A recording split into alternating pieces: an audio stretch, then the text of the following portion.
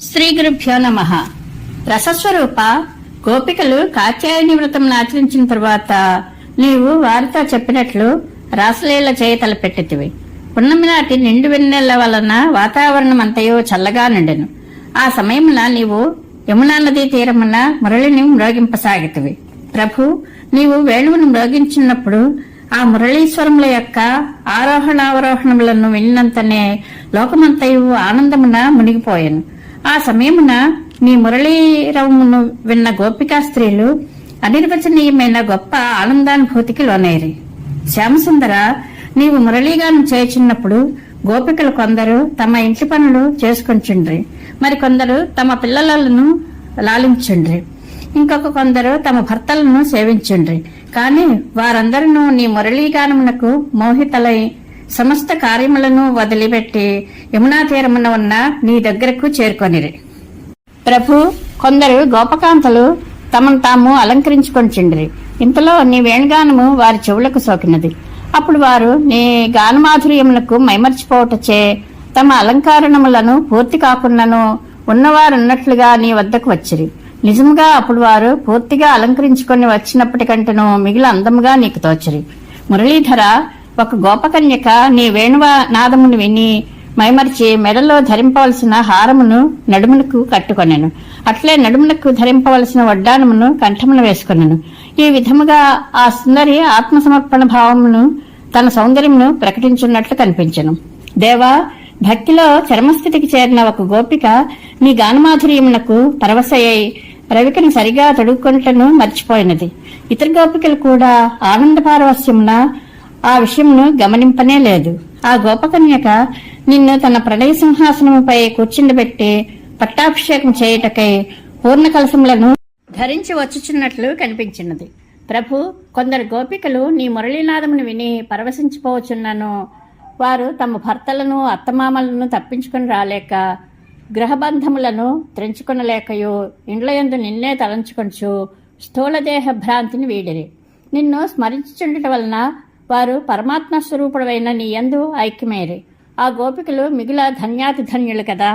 స్వామి, గోపికలు పరమాత్మ దృష్టితో గాక నిన్ను ప్రేమస్వరూపుడిగా భావించినను వారు వెంటనే పరమహంసల వలె మోక్షమును పొందిరి. నీ పరమానంద స్వరూపమును ఏ విధముగా మనసులో నిలుపుకొనినను జనులు అనాయాసముగా అమరత్వమును పొందుదురు. దయామయ, నాకు అట్టి స్థితిని అనుగ్రహింపుము. ప్రభు, నీ ముఖము సర్వదా చిరునవ్వును చిందించుచు మనోహరముగా నుండును. గోపికలందరూ నిన్ను సమీపించి నీ చుట్టూనే చేరిరి. అప్పుడు నీవు వారిపై నీ కృపాదృష్టిని ప్రసరింపచేసితివి. విశ్వైక సుందర, గురువాయూర్ పురనాథ, నా రోగములనన్నింటినీ తొలగింపము. గోపికలు ప్రేమ పారవస్యమున తమ ఇండ్లు వదిలి నీ దగ్గరకు వచ్చిరి. అట్టి గోపికల యొక్క కోరికను తీర్చుట నీకు ఇష్టమే అయినప్పటికీ కొంతసేపు నవ్వులాటగా వారితో ఇట్లు ప్రతికూలంగా పలికితివి. దేవా, నీ రాసక్రీడలను దర్శించుటకై మునులెల్లరూ ఆకాశం చేరియుండిరి. వారికి వినబడినట్లుగా నీవు ఆ గోపికలకు కులస్త్రీల ధర్మములను బోధించితివి. నీ వచనములన్నీను ధర్మబద్ధములు. పవిత్రుడు అయిన నీ దివ్యకర్మల తత్వమును మాత్రము ఎవరును గ్రహింపజాలరు. గోపిలాల, నీ యొక్క విరసమైన మాటలు ఆ గోపికలను చాలా బాధకు గురిచేసినవి. వారు దీనాతి దీనముగా నీతో దయాసముద్రుడా, మమ్ము వదిలిపెట్టకము అని చాలా దుఃఖముతో వేడుకొనిరి. కృష్ణ, ఈ విధముగా గోపికలు నీ దగ్గర దీనాతి దీనముగా ఏడ్చుచు ప్రాధేయపడుచుండగా నీ మనస్సు కనికరముతో నిండిపోయినది. అందువలన ఓ స్వామి, నీవు వారితో కలిసి యమునా నది యొక్క చల్లని ఇసుకతిన్నెలపై స్వేచ్ఛగా క్రీడింపసాగితివి. యమునా విహారి, ఆ సమయమున నిండు చంద్రుని యొక్క చల్లని వెన్నెల కాయిచుండెను. అప్పుడు ధగధగలాడుచున్న యమునా నది యొక్క ఇసుక తిన్నెలపై గోపికలు తమ తమ ఉత్తరీయములను పరిచి నీకు చక్కని ఆసనమును ఏర్పరిచిరి. అట్టి ఆసనముపై నీవు హాయిగా కూర్చుంటివి. గోపిప్రియ, ఆ యమునా నదీ తీరమున నీవు గోపికలతో తీయని మాట్లాడుతివి. వారి చేతులు పట్టుకుని హాయిగా విహరించితివి. ఇంకనూ వారిని గాఢాలింగనములతో ముద్దుమురిపములతో ముంచెత్తితివి. ప్రభు, ఆనాడు గోపికల వస్త్రాపహరణ సమయమున మీ మనోరథములను పూర్తిగా తీర్చెదను అని నీవు వారికి మాట ఇచ్చి ఉంటివి.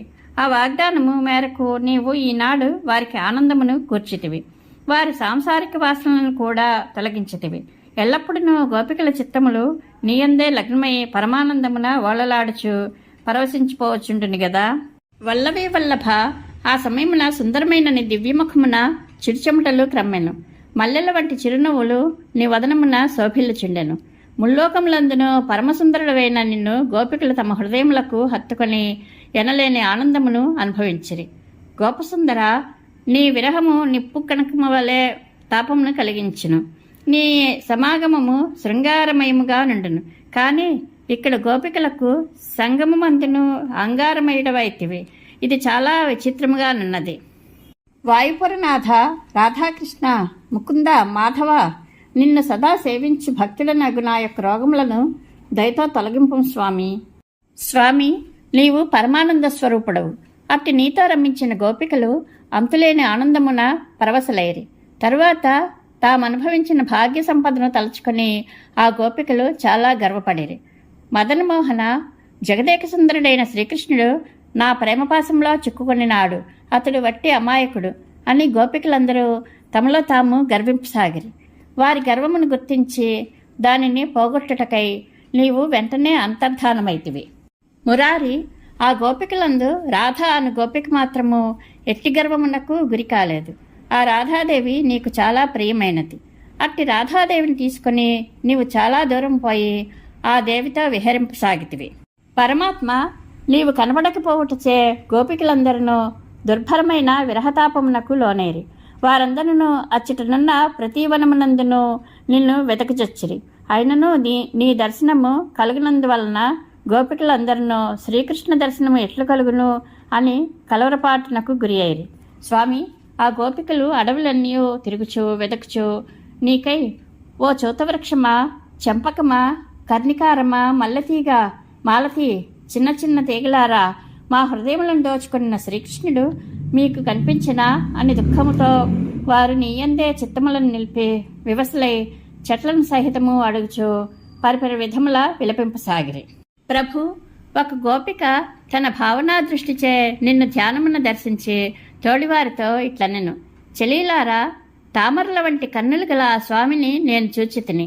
అతడు నా కండ్ల ముందే ఉన్నాడు అనే వ్యాకులపాటుతో దుఃఖించుచూ పలికెను. అంతటా ఆ గోపిక యొక్క పరిస్థితిని తలుచుకుని తోడి గోపికలు మరింత బాధపడజొచ్చిరి.